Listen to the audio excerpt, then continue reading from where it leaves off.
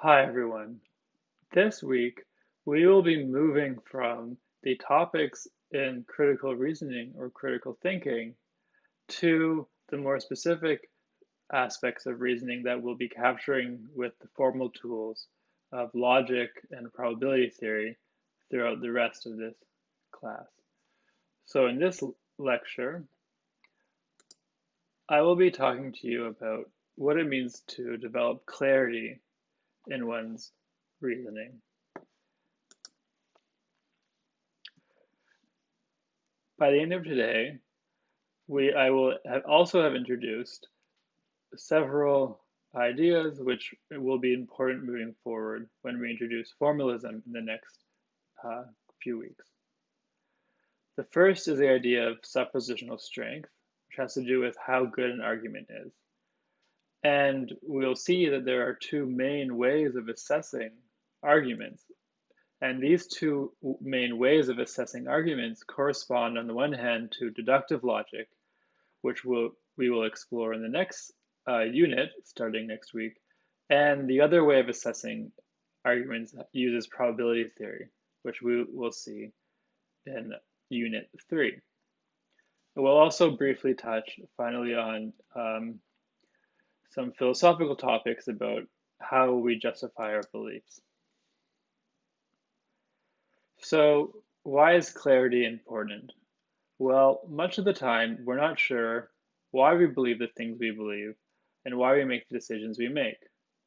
And furthermore, things are worse in terms of our introspection about our mental lives when we're tired, hungry, stressed, hurried, etc. So in our everyday life, we're often distracted from having a clear grasp of our beliefs and why we hold them, as well as why we're doing the things we do. And hopefully you can see how it's important to strive for clarity with regard to those things.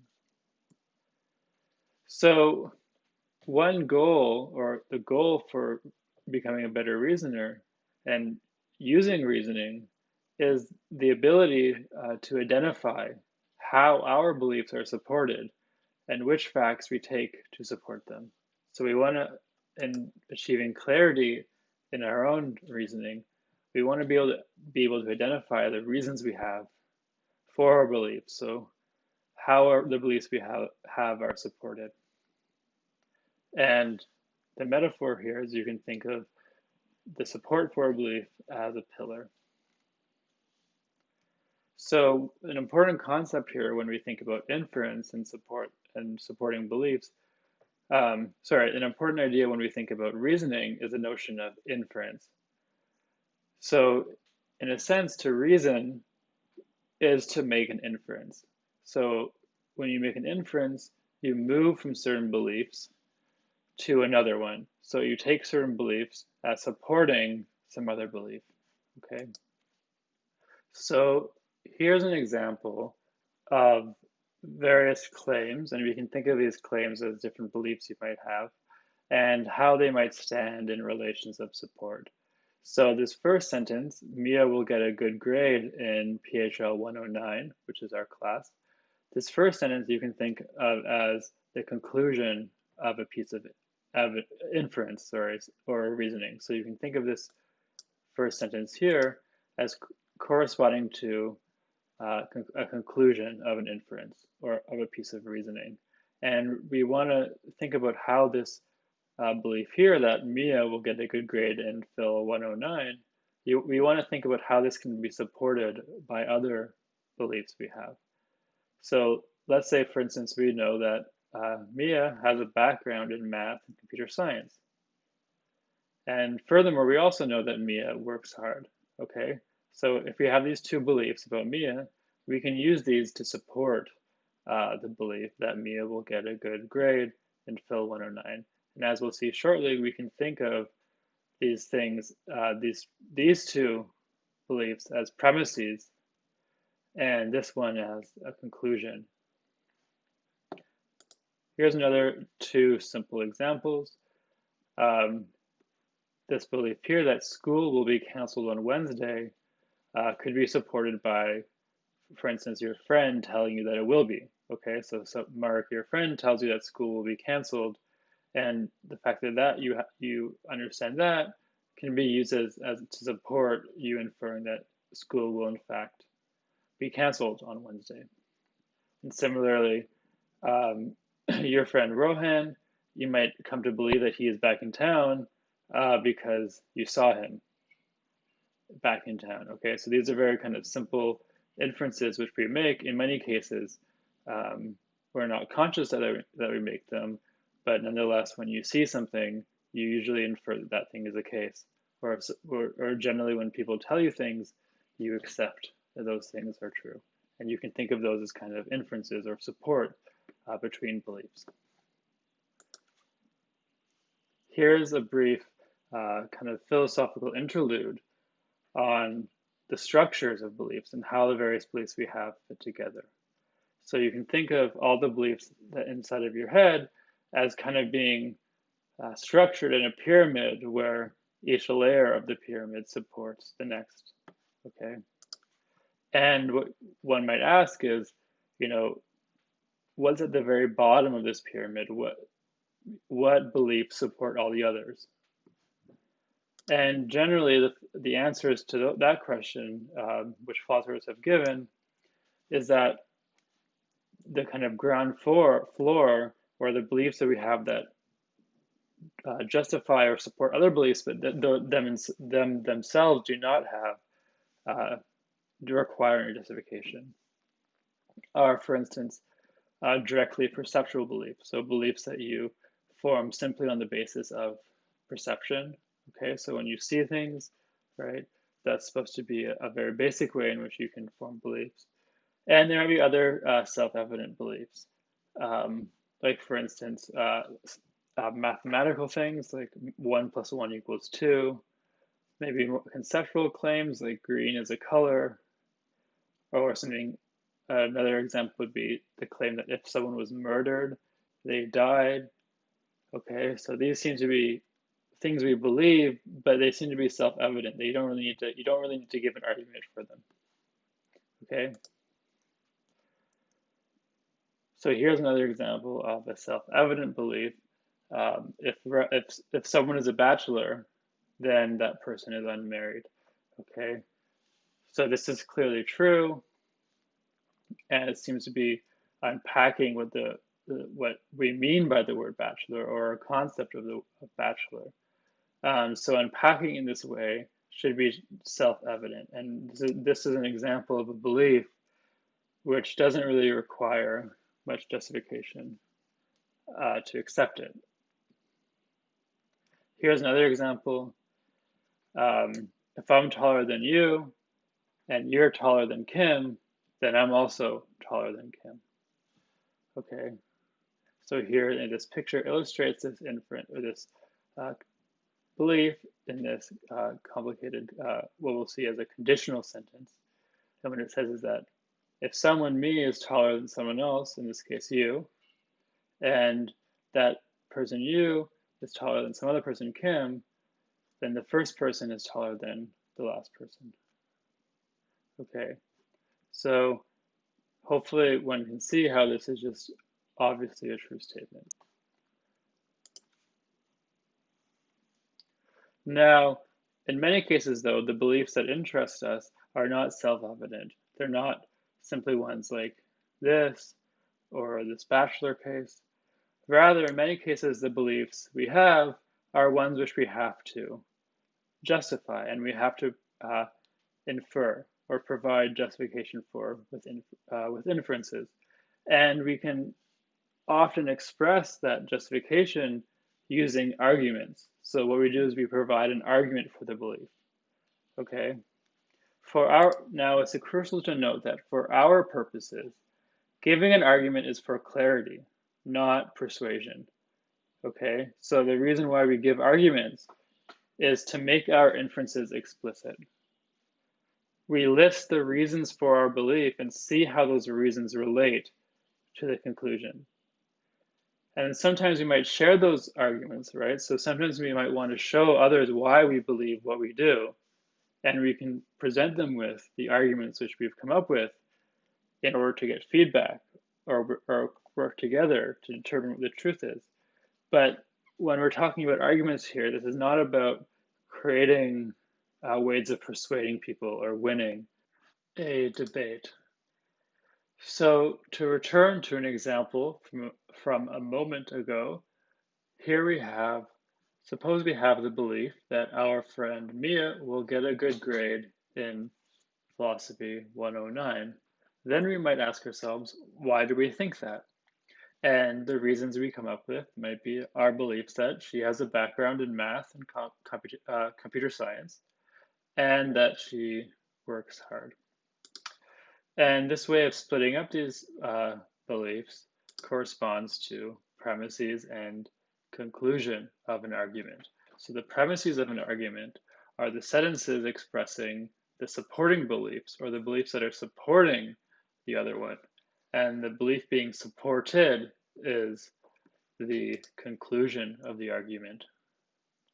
So two things. So given that there are premises and a conclusion to any argument, the two things to look for in a good argument are as follows. First, we want the premises to be true. And second, we want the premises to be well connected to the conclusion. Okay. So here we have kind of formalized or taken the first steps in formalizing the argument that has come up before as an example. And here we are indicating with P1, we indicate this belief here that our friend Mia has a background in math and computer science. We're indicating that it's a premise, and we say that, for instance, it's the first premise. Okay. Then we say the second premise, P2, is that she works hard. Okay. Now, the order of the premises in this case, in this example, don't really matter. Okay. What matters though is that we indicate or we list the premises. And we can give a short form. Instead of writing out premise, we can just write P1, P2. And then instead of writing out conclusion, we use C to indicate which belief is the one being supported. And in order for this to be a good argument, we want the premises to be true, and we want the premises to be well connected or support strongly the conclusion. Okay. So putting aside for the moment the question of whether or not the premises are true, and let's focus on what it means for an argument to have premises that are well connected to the conclusion. And that notion is the idea of suppositional strength. So the suppositional strength of an argument is the connection between the premises and the conclusion. So in order to determine the suppositional strength of an argument, we ask ourselves, how much evidence would the premises provide for the conclusion if we suppose they're true? So the idea of suppositional strength is very, very crucial to understand here. So when we're asking about the suppositional strength of an argument, we're putting aside the question of whether the premises are in fact true, and also putting aside the question of whether the conclusion is in fact true. And all we're asking is, supposing the premises are true, how much does that support the conclusion? Okay, and we can think of that in an analogy with how well the pillars support building, for instance. So again, to ask ourselves what the suppositional strength is of an argument, we say, if we suppose the premises are true, how much support or evidence does that give to the conclusion? So again, and this is a very crucial thing to understand, suppositional strength is unrelated to the truth or plausibility of the premises of the argument. It's also unrelated to the truth or plausibility of the conclusion. Suppositional strength, rather, merely has to do with how the connection between the premises and the conclusion. And in particular, has to do with how much the premises would support the conclusion if they were true. So again, arguments with obviously false conclusions can still be suppositionally strong. And Arguments with obviously true conclusions can be suppositionally weak because the suppositional strength of an argument doesn't have to do with the truth or falsity of its premises and conclusions. It has to do with, on the supposition that the premises are true, how likely or how much is the conclusion thereby supported, okay? So here's an example argument, and thinking about this example argument will illustrate this point about, this very crucial point about the nature of suppositional strength. So these first two bullet points are the first two premises, and the final one is the conclusion of the argument. So the first premise is that some toasters are made of gold. The second premise is that if something is made of gold, it's a time travel device. And now the conclusion of the argument is that, therefore, some toasters are time travel devices. Now, what you have to notice is that even despite the fact that the premises and the conclusion of this argument are silly or implausible or just simply false, despite that, the argument is still very suppositionally strong. And it's actually maximally suppositionally strong, which is to say, and we'll see next lecture, and we'll be diving into a lot more detail, is this argument is valid. It's logically valid, okay? And what that means, and we'll get into more detail, but the point here is that this argument is extremely suppositionally strong. If these two premises are true, if it's true that some toasters are made of gold, and if it's also true that if something is made of gold, it's a time travel device, then on that assumption, on those assumptions, it must also be that some toasters are time travel devices. So hopefully you can see how this argument, despite how the premises and the conclusion are actually in fact silly, is still a very suppositionally strong argument. Here's another example. Premise 1. Some toasters can handle 4 slices. Premise 2. All cats are mammals. Conclusion. Some dogs bark. So hopefully you can tell immediately that this is a very bad argument. It barely makes sense. It's a terrible argument. And the reason why it's a terrible argument is that it's suppositionally weak. Okay? If we suppose that the premises are true, on the supposition that the premises are true, that gives us no reason to believe the conclusion. However, this argument is suppositionally weak. Despite that, each of the premises and the conclusion in themselves are very plausible. So all the premises and the conclusion are true. However, despite that all of these claims are true, when they're put together in an argument, they don't fit together in the right way. These premises do not, in fact, support this conclusion. So again, this suppositional strength is independent of whether or not the premises and conclusion are in fact true. Okay, and in general, we have a tendency to think that arguments are good if we already accept the conclusion, and this is a bad tendency. As we talked about last week, we have to decouple the things we already accept from the strength of evidence that we receive. So I want you to consider the following argument and wonder whether it's a good argument or not. So premise 1, all vegetables are healthy. Premise 2, some green things are healthy. Conclusion, some green things are vegetables. Now I want you to ask yourself, is this argument suppositionally strong? Do the premises suppositionally support the conclusion?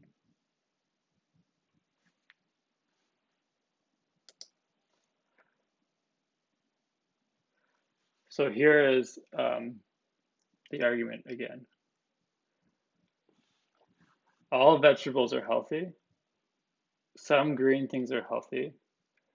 Therefore, some green things are vegetables. Now, it might have seemed to you that this is a very strong argument. However, it's not. So the premises do not actually lend support for the conclusion.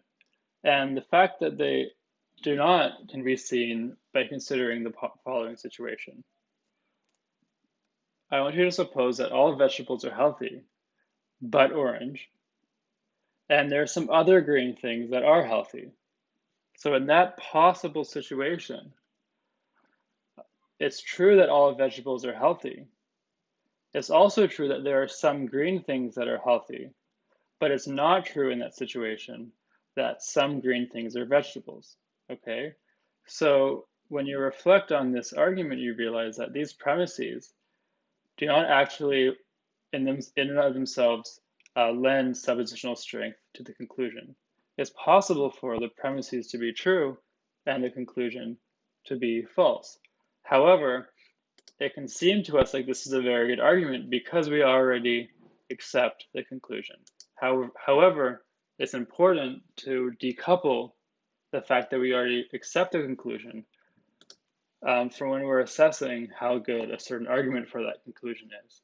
And here, by considering this possible situation, we can realize that the premises of this argument do not, in fact, strongly support the conclusion.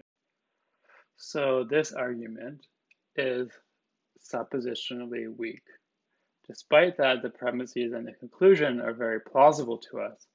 That does not mean that the premises provide strong support for the conclusion. Another important part of arguments, in addition to premises and conclusions, are implicit premises. And recognizing the existence of implicit premises is important, especially when we're interpreting other people. So if we're reading a book and trying to understand what the argument is in that book, or when we're listening to someone and trying to understand what their argument is, it's important to understand that in many cases, all the premises are not clearly or explicitly stated, and rather they're implicit. So here's a simple example. Here's a simple argument with a single premise, a single explicit premise, and a conclusion. So the explicit premise is as follows. Even if he runs for president, Jim would not win the Democratic primary this cycle. Therefore, Jim will not be president next term. Okay, so if you just look at what is explicitly here in this premise and this conclusion, okay, all the premise says is that Jim will not win the Democratic primary. And then what the argument does is infers from this that Jim will not be president. Now, hopefully this can be seen as a good argument because there's the implicit premise that in order to become president, you have to first win the primary. Okay, or another way of putting this is that in order for this argument to be strong, the implicit premise is that if Jim does not win the Democratic primary, then he will not become president. Okay, and it's only by making that idea, adding that implicit idea, that we see how this is a very strong argument. Okay, so when we're talking about suppositional strength, the strongest kind of suppositional strength is called entailment or validity. Okay, so to say that the premises entail the conclusion means that if the premises were true, the conclusion would have to be true. So again, to say that premises entail a conclusion is to say that on the supposition that the premises are true, or if the premises are true, then the conclusion must be true. And when an argument has premises which entail the conclusion, we say that that argument is deductively valid. It's a valid argument.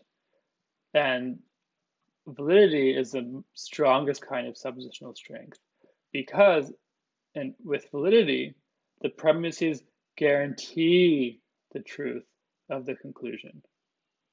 Okay, or if the premises are true, then the conclusion is guaranteed to be true, okay, as a matter of logic. And we'll see beginning next week how we can try to capture that formally, this idea of deductive validity. So here is an example of an argument and how we want to think about whether or not it's deductively valid. So the first premise is as follows: all mammals are crotchety. The second premise is that all crotchety things live in space, and we infer that the conclusion that all mammals live in space. Now again, I want you to put aside any question of whether or not the premises and conclusion are in fact true. And I want you to ask yourself whether the supposition that the premises are true guarantees that the conclusion is true. I.e., I want you to ask yourself whether this argument is valid. And the answer is that this argument is valid. The premises entail the conclusion, okay? So if it's true that all mammals are crotchety, and if it's also true that all crotchety things live in space, it must be that all mammals live in space. Here's another example. Premise 1, Fred is a philosopher. Premise 2, Fred likes ginger. Conclusion, at least one professor likes ginger. So I want you to think about whether or not this argument is deductively valid. Does the truth of P1 and P2 guarantee the truth of the conclusion? And the answer is that these premises do not guarantee this conclusion. And the reason is that it's a possibility that Fred is a philosopher, but is not a professor. So there are many philosophers who are not professors. And therefore, if all we suppose is that Fred is a philosopher and that Fred likes ginger, it is not guaranteed that there is someone who's a professor who likes ginger. All that's guaranteed is that there is a philosopher who likes ginger, but we're not guaranteed that anyone who's a philosopher is a professor. So here's another example, and this is an example from earlier, which we saw was very suppositionally strong, and furthermore is a deductively valid argument, okay? And this argument is deductively valid, despite that the premises and the conclusion are ridiculous things to think. So again, if some toasters are made of gold, and also if it's true that if something is made of gold, it's a time travel device, it must be, assuming that these things are true, it must be that some toasters are time travel devices. So this argument is deductively valid, despite that the premises and the conclusion are false. So when you're presented with an argument, in order to assess it, you have to figure out how much suppositional strength is intended. So if someone is presenting to you a deductive argument, their argument is intended to have maximum suppositional strength. So if someone is presenting to you a deductive argument, then the idea is that their argument is one in which the premises must guarantee the truth of the conclusion. So again, a deductive argument is one in which the premises are presented as entailing the conclusion. And we will see that there's many deductive arguments which are not in fact valid. But the point is that when an argument is presented as deductive, the way to assess it is by asking whether the premises guarantee the conclusion. And we'll also see that there's many arguments which are not presented as deductive and therefore should not be assessed on the model of deduction. And that is how probability theory will be relevant but we're putting that aside for now. So here is an example of a deductive argument. So the first premise is as follows. To become president, Jim would have to run for president. The second premise is that if he runs for president, he will lose. And so we conclude that Jim will not be president. And here is an argument which is supposed to be deductive and which is in fact valid. Okay, so these two premises guarantee that the truth of the conclusion. But now suppose that someone argues as follows. Someone says, to become president, Jim would have to run for president. And the second premise the person gives is that if he runs for president, he will almost certainly lose. So the second premise of the first argument I just gave you is that if he runs for president, he will lose. Okay, but now suppose instead someone says, as a second premise, that if he runs for president, he will almost certainly lose. And the conclusion is then that he will not be president. Okay, so the premises of this argument do not logically guarantee the conclusion. Okay, because the premises merely say that the only way for him to win is if he runs, and if he runs, he'll almost certainly lose. But that leaves open the possibility, despite that the argument is claiming it's a very unlikely possibility, the premises still leave open the possibility that Jim will win. Okay, but if someone presents you with this argument, that's not a good criticism of the argument to say that it's not logically valid or is not deductively valid. In this case, the argument should be assessed on how likely or how probable the premises make the conclusion. And to assess that, we will have the tools in Unit 3 of probability theory. And in general, we can see that there's a trade-off in terms of making good arguments between creating deductive ones and inductive ones. Okay, so in deductive arguments, if it's a good deductive argument, then the suppositional strength is the maximum that it can be.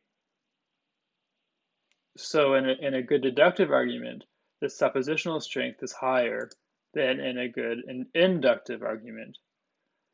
So that is one reason for preferring deductive arguments. But on the other hand, generally, it's easier to make inductive arguments with better supported premises.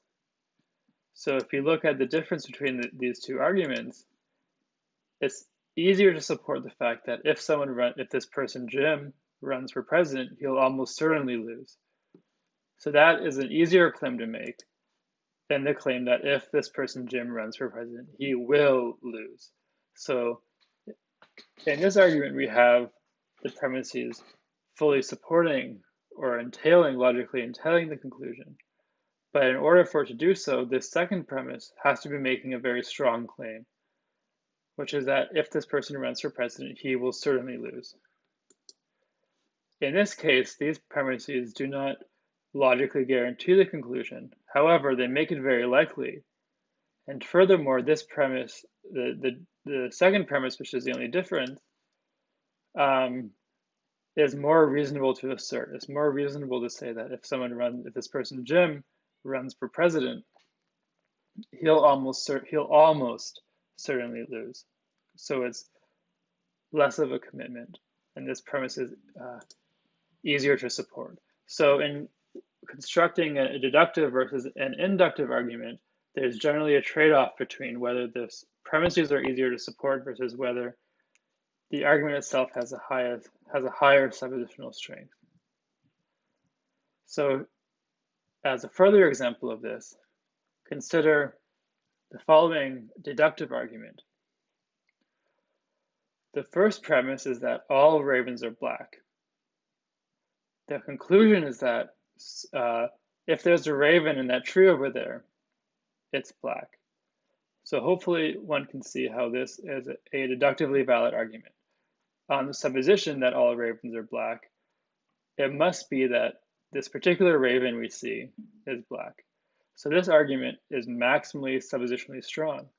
But you might worry that the first premise is badly supported. How can we be sure that all ravens are black? And the reason we might not be able to be sure is that we haven't observed all ravens whatsoever. But what we can say instead is we can replace the first premise, all ravens are black, with a more reasonable claim. And this more reasonable claim is that all ravens observed so far have been black. And then we infer from that that this next raven we see in the tree over there is black. Now, this argument is a very strong argument. So this premise does lend a lot of support to the conclusion. However, the premise does not guarantee the truth of the conclusion, because it's possible that we haven't observed, let's say some white ravens or green ravens. Okay, so just because this premise is true, it doesn't logically guarantee that the conclusion. However, the premise we have here, that all ravens observed so far have been black, that premise is more likely or more reasonable than the premise of the deductive argument. So here again, comparing these two arguments, we see a trade-off between the deductive one and the inductive one. Now, to finish this video, here is an elaboration of an example from earlier that illustrates the trade-off between deductive and inductive arguments. So here we're systematizing our inference for why our friend Mia will get a good grade in the class. And we have our two premises, that she has a background in math and computer science and that she works hard. And now one way of filling that inference out is with premise 3, which is that anyone with that background who works hard will get a good grade. And we hopefully, upon some reflection, one can see how these three premises logically entail this conclusion. However, this argument here is maximally suppositionally strong.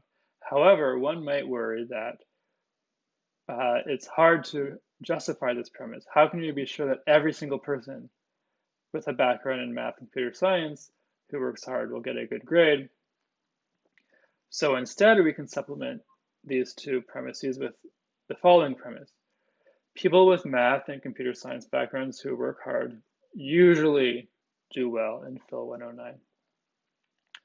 Okay, and these three premises here do not logically entail that Mia will get a good grade, okay? Because all we're saying is that people like Mia usually do well.